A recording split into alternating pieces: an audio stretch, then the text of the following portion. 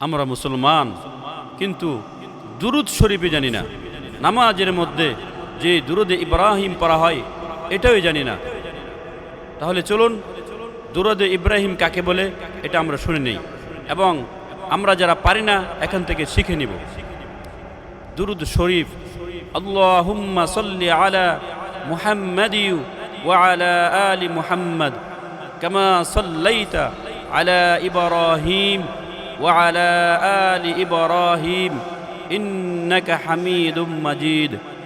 আল্লাহুম্মা বারিক আলা মুহাম্মাদি ওয়া আলা আলি মুহাম্মাদ কামা বারাকতা আলা ইব্রাহিম ওয়া আলা আলি ইব্রাহিম ইন্নাকা হামিদুম মাজিদ।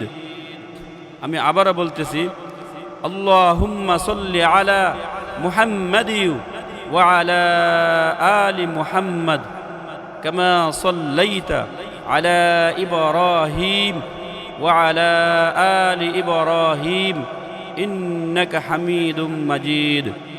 আল্লাহুম্মা বারিক আলা মুহাম্মাদি ওয়া আলা আলি মুহাম্মাদ কামা বারাকতা আলা ইব্রাহিম ওয়া আলা আলি ইব্রাহিম ইন্নাকা হামিদুম মাজিদ।